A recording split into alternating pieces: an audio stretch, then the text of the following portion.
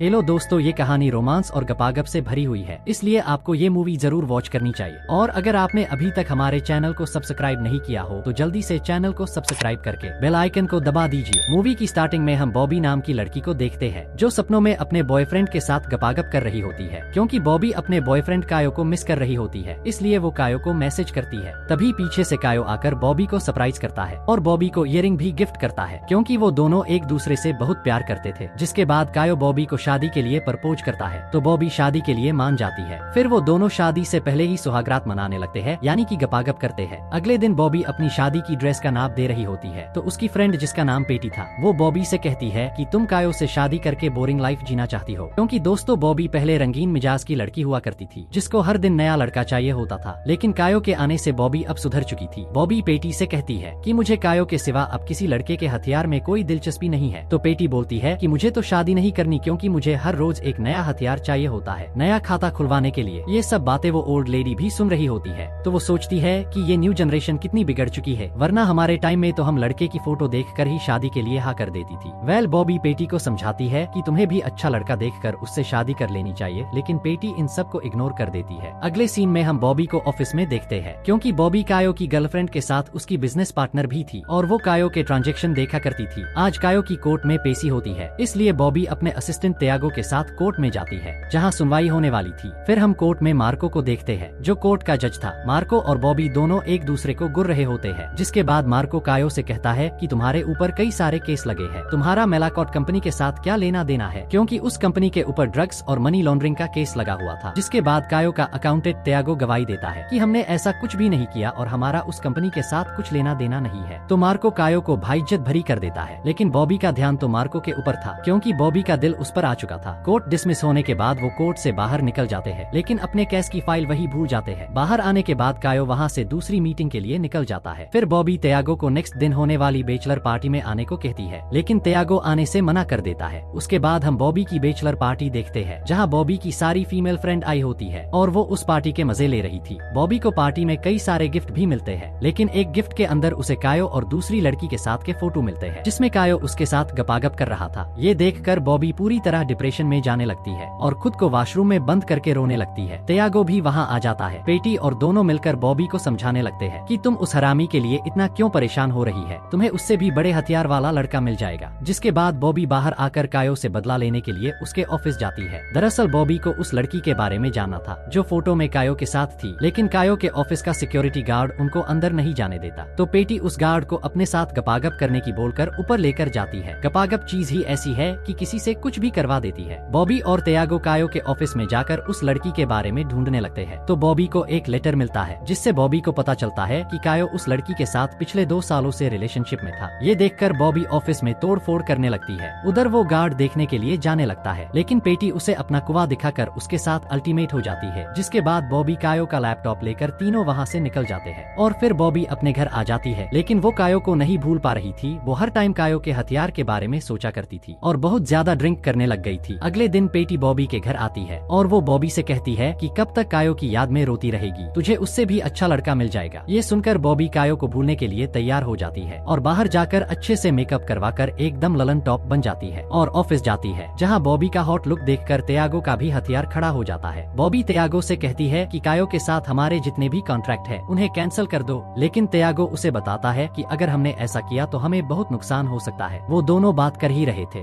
कि तभी बॉबी को मार्को की असिस्टेंट का कॉल आता है, जो बॉबी को उस फाइल को ले जाने के लिए बोलता है जिसे वो कोर्ट में भूल आई थी। जिसके बाद बॉबी उस फाइल को लेने मार्को के ऑफिस जाती है, जहां उसे मार्को भी मिलता है, जिसे देखकर बॉबी के तन में आग सी लग जाती है। मार्को का असिस्टेंट वो फाइल बॉबी को दे देता है तो बॉबी फाइल लेकर घर जाने लगती है। तभी वहाँ कायो आकर बॉबी से वापस उसके साथ रिलेशन में आने की भीख मांगने लगता है, लेकिन उसने बॉबी को धोखा दिया था, इसलिए बॉबी उसे माफ नहीं करती। कायो बॉबी के साथ जबरदस्ती कर रहा था, लेकिन वहाँ मार्को आ जाता है, जिसे देखकर कायो वहाँ से निकल जाता है। अगले सीन में हम मार्को और बॉबी को एक बार में ड्रिंक करते हुए देखते हैं, जहाँ वो दोनों आपस में बात कर ही रहे थे। वहाँ एक लड़की मार्को को देख रही होती है तो मार्को उस लड़की के पास चला जाता है, तो बॉबी भी घर के लिए निकल जाती है। जाते हुए बॉबी पेटी को कॉल करके मार्को के बारे में बताती है, तो पेटी बॉबी से पूछती है कि तुमने उसके साथ सेक्स किया। तो बॉबी बोल देती नहीं यार, इतनी अच्छी किस्मत कहा वो चला गया था, इसलिए मैं भी निकल आई। बात होने के बाद जब बॉबी घर आती है तो देखती है कि घर के अंदर सारा सामान बिखरा हुआ है, जैसे किसी ने आकर कुछ ढूंढा हो। ये देखकर बॉबी काफी काफी डर गई थी, इसलिए वो त्यागो को कॉल करके अपने घर बुला लेती है और वो दोनों घर की चीजें चेक करते हैं तो उन्हें पता चलता है कि वहाँ से कोई भी चीज गायब नहीं हुई, बस सामान इधर उधर बिखेर दिया है। फिर त्यागो बॉबी से कहता है कि मैं तुम्हारा अच्छा दोस्त हूँ और मैं चाहता हूँ कि तुम हमेशा खुश रहो। बातों बातों में त्यागो बॉबी को लाइन मारने लगता है और बॉबी को किस करने लगता है, लेकिन बॉबी त्यागो को गपागप करने से मना कर देती है और कहती है हम हमेशा अच्छे दोस्त रहेंगे। त्यागो के वहाँ से जाने के बाद बॉबी बाइक क्लब कॉल करके उनके ग्रुप को ज्वाइन कर लेती है क्योंकि वो अब अपनी लाइफ खुलकर जीना चाहती थी। बाइक क्लब में बॉबी को मार्को मिलता है और वो साथ में राइडिंग के लिए निकल जाते हैं। फिर वो सभी एक जगह रुकते हैं जहाँ बॉबी बिकनी में नहाकर बाहर निकलती है तो बाइक क्लब का लीडर बॉबी की डुई लेने के लिए उसे लाइन मारने लगता है। तभी वहाँ मार्को आकर बॉबी को अपने साथ ले जाता है। बाइक क्लब का लीडर सोचता है साला अब तो मूठ मारकर ही काम चलाना पड़ेगा। उधर बॉबी और मार्को एक जगह बैठकर बातें कर रहे होते हैं तभी दोनों की तरफ जाग उठती है और वो किस करने लग गए थे।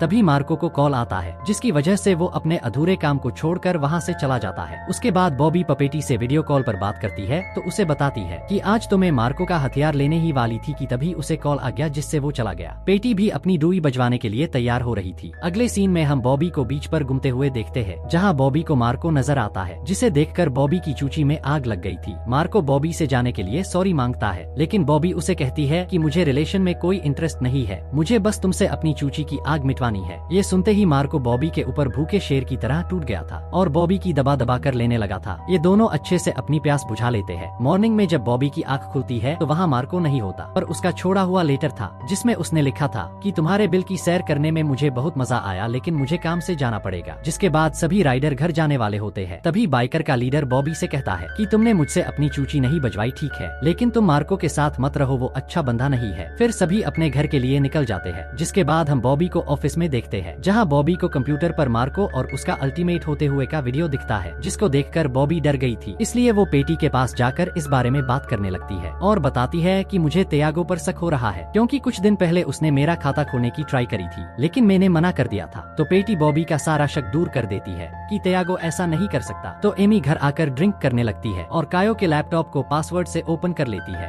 जिससे उसे पता चलता है कि कायो ने ही सारे घपले किए हैं। बॉबी ऑफिस जाकर त्यागो को कायो का लैपटॉप दिखाते हुए कहती है कायो कंट्रेशन कंपनी से मिला हुआ है और वो हमें धोखा दे रहा था और इन सब के बारे में तुम्हें क्यों नहीं पता चला। त्यागो बताता है कि मेरा यकीन करो मुझे इन सब के बारे में कुछ भी नहीं पता। इसके बाद दोनों वो सबूत कोर्ट में देने का फैसला करते हैं लेकिन त्यागो बॉबी से कहता है हमें पहले अपने लॉयर से बात कर लेनी चाहिए ताकि हमारे ऊपर कोई केस ना लगे। तभी वहाँ मार्को बॉबी के लिए फुल भेजता है जिसमें एक लेटर था। पेटी उस लेटर को पढ़ती है तो उसमें मार्को ने बॉबी को डिनर पर इनवाइट किया था। जिसके बाद बॉबी एकदम रशियन जैसे तैयार होकर बाहर जाती है जहाँ मार्को ने बॉबी को लेने के लिए कार भेजी थी। बॉबी मार्को के घर जाने के बाद दोनों मिलकर कैंडल लाइट डिनर करते हैं। जिसके बाद मार्को बॉबी की चूची बजाने लगता है और बुरी तरीके से अलग अलग स्टेप करके बॉबी के अंदर के सारे तार खोल देता है। ऐसे ही अब बॉबी का मार्को के घर आना जाना लगा रहता है क्योंकि बॉबी को मार्को का हथियार बड़ा पसंद आ चुका था और दोनों हफ्सी के जैसे एक दूसरे के साथ अल्टीमेट होते हैं। एक दिन जब मार्को बॉबी की डुई बजा रहा होता है तो वही लड़की वहाँ आ जाती है जो क्लब में मार्को को देख रही थी जिसका नाम पोला था। वो मार्को से कहती है कि तुमने तो इस लड़की को भी सच नहीं बताया होगा कि इससे पहले तुम मेरी चूची बजाया करते थे लेकिन तुमने मुझे छोड़ दिया। पोला बॉबी से कहती है कि मार्को तुम्हें भी काम पूरा होने के बाद ऐसे ही छोड़ देगा। ये सुनकर बॉबी वहाँ से जाने लगती है लेकिन मार्को उसे रोकने की ट्राई करता है तो बॉबी उसे कहती है कि तुमने मुझे झूठ बोला इसलिए आज के बाद कभी मेरा पीछा मत करना। और बॉबी गुस्से में वहाँ से बाइक लेकर निकल जाती है लेकिन रास्ते में एक कार बॉबी को टक्कर मार देता है जिससे वो घायल हो गई थी। जिसके बाद नेक्स्ट सीन में हम बॉबी को हॉस्पिटल में देखते हैं जहाँ उसका इलाज चल रहा था। जहाँ बॉबी से मिलने त्यागो आता है और बॉबी से उसके हाल चाल पूछता है। वो आपस में बात कर ही रहे थे कि तभी वहाँ मार्को बॉबी से मिलने आता है लेकिन त्यागो मार्को को वहाँ से भेज देता है। मार्को बाहर आकर किसी को कॉल करके ट्रैफिक कैमरा चेक करने की बोलता है। कुछ दिनों बाद बॉबी ठीक होकर अपने घर आ जाती है जहाँ वो पेटी और अपने पेरेंट्स के साथ ही थी।